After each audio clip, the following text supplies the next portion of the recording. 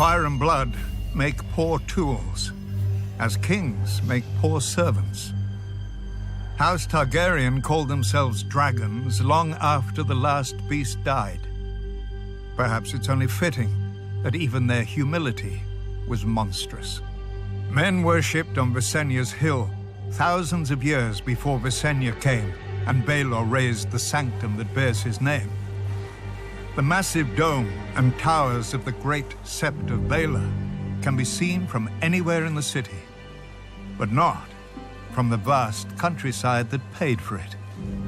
Its 7 bells can be heard as far as Dragonstone whenever a king dies, but none tolled for the stonemasons, glaziers, and smiths who built it.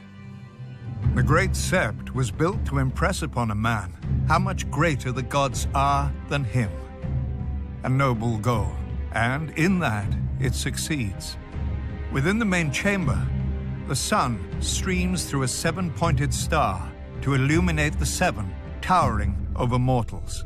The crone with her lantern for lost souls, the mother with her welcoming arms, the father with his scales of justice, the maiden with her purity, the warrior with his sword, the smith with his hammer, and lastly the stranger with his shrouded face.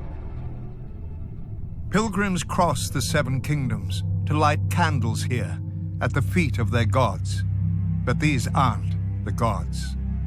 The 7 aren't encased in stone in the Great Sept any more than the souls of dead kings are in the tombs below it.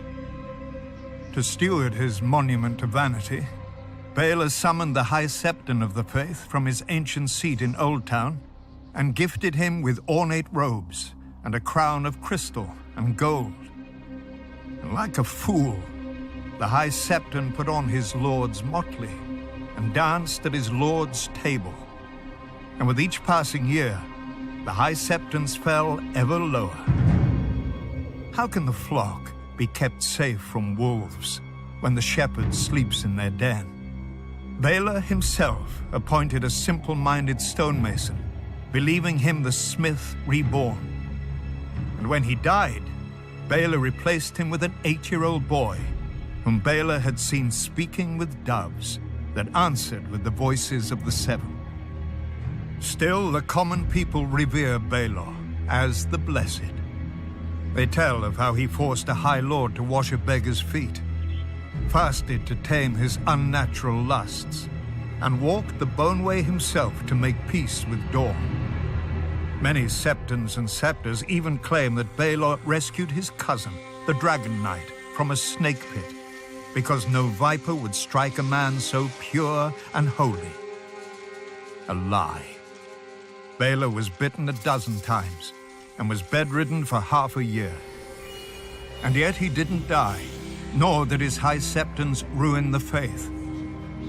Blessed Baelor's statue may greet men outside the doors, but when men enter the Great Sept, they don't see the gold or the crystal or the ambitions of a humble member of a powerful dynasty. They see the gods.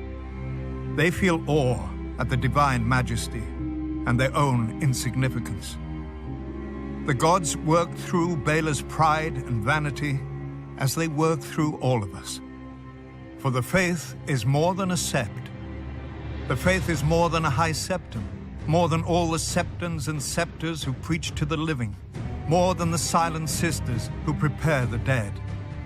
The faith is the will of the gods, and we are all its instruments. Kings and beggars, lords and cobblers, lions and sparrows.